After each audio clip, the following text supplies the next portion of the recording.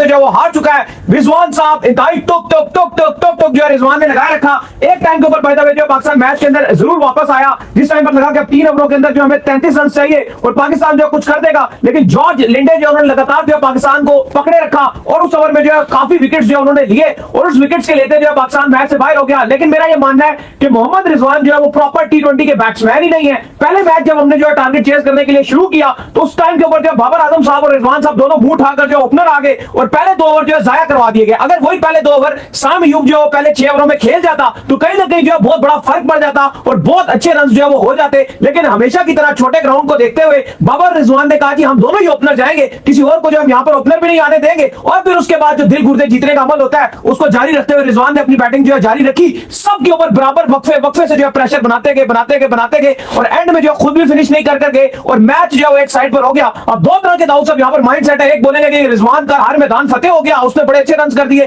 किसी ने कुछ भी नहीं किया, और दूसरे कहेंगे कि भाई खेल भी कुछ नहीं कर सका। नहीं देखो, सबसे पहले तो आपको ये मानना पड़ेगा कि बाबर और रिजवान दोनों ओपनिंग करने कैसे चले गए और क्यों चले गए। क्या यहाँ पे कोई पाकिस्तान टीम में पुरसाने हाल नहीं है, कोई पूछने वाला नहीं है कि ये दोनों ओपनिंग करने किसकी इजाजत से चले गए? पहला तो ये सवाल बनता है। फिर साइम अयूब ने इन दोनों को शटअप कॉल ऐसे दिया, उसने 206 के स्ट्राइक रेट से, बल्कि 215 के स्ट्राइक रेट से 14 गेंदों पे 31 मारा। गलत बात है, गलत शॉट मार के आउट हो गया, उसके जाया हो गए ना। चाहे आप तैयब ताहिर की बात कर लो, उस्मान खान पे बात कर लो, सबके ऊपर प्रेशर बनाया इन्होंने रिजवान साहब ने। और ये पाकिस्तान का इतना कमाल नहीं जितना करीब आया, 23 रन एक्स्ट्रास के आए हैं।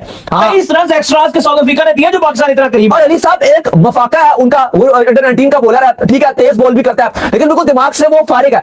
आप उसको पूरा पकड़ सकते थे और हमने पूरी तरीके से गेम में वापस आ गए थे। फिर लिंडे को समझ नहीं आया कि आप लिंडे को एक ओवर में 4 विकेट दे दो, हैट्रिक भी कर ली, फिर वापस चलो बाहर ने रिव्यू लिया, हारिस रऊफ ने हैट्रिक वापस हो गई। कुछ लोग कहेंगे जी रिजवान में इस वजह से जो है स्लो खेल, पहली बॉल भी खेला और आपने आखिरी ओवर में भी आप खड़े हो, मतलब पूरे के पूरे 20 ओवर बैटिंग करके यार। इतना छोटा ग्राउंड था अली, इतना छोटा ग्राउंड था कि जो मारना चाह रहा था उसके छक्के लग रहे थे।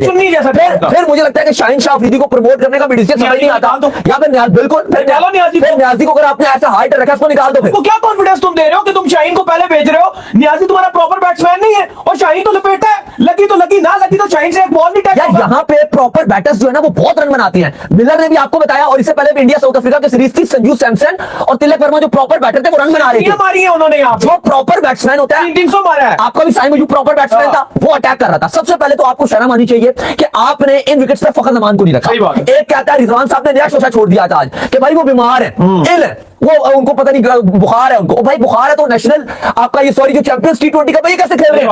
अगर वो आपके सिलेक्टर कहते हैं वो अनफिट है, आपका कप्तान कहते हैं वो बीमार है और वो चैंपियंस कप खेल रहा है। ये विकेट जो बेस्ट थी ना अली साहब आपकी, ये जो सबसे करनी थी ये विकेट, ये आपकी फखर और साइम अयूब को, सही बात है, साइम अयूब ने करके दिखाया। लेकिन अगर फखर इसमें होता तो सोने पे सुहागा होता। यहाँ पे फखर और साइम की ये बेस्ट विकेट थी, लेकिन आपने कहा नहीं जी बाबर रिजवान ओपनिंग करेंगे। फिर रिजवान ने इंश्योर किया आखिरी ओवर तक कि मैं खड़ा रहूंगा, हल्का फुल्का रन भी बना के दिखा दूंगा, जब लोग गालियां देने लग जाएंगे तो छक्का छुक्का भी मार दूंगा, लेकिन मैं इंश्योर करूंगा आखिरी ओवर तक पाकिस्तान हारे। और एंड में पाकिस्तान 11 रन से पहला T20 जीत के करीब आकर जीता हुआ मैच ऑलमोस्ट पाकिस्तान के हाथ से निकला है। बिल्कुल सही कह रहे हैं कि जीता हुआ मैच पाकिस्तान के हाथ से जब एंड में चला, जीता हुआ मैच। भाई आपको अपनी चीजें जो है बेहतर करनी पड़ेंगी। 6 ओवर में 50 रन एक आउट। आप अगर 62 यूब और आप भेज रहे बाबर को भेजो, रिजवान को भेजो, फिर रिजवान जो अपने आप को T20 का कहते हैं मैं बड़ा अच्छा बैट्समैन हूं, ओ भाई तू 60 बॉलें खेल गए, तेरे से प्रॉपर शॉट्स नहीं लगे। अगर आप 62 गेंदें खेल के जा रहे हो ना अली साहब माफ कीजिएगा, अगर आप ओपनर आए हो और आपने 62 बॉलें खेल ली, 120 गेंदें होती है T20 में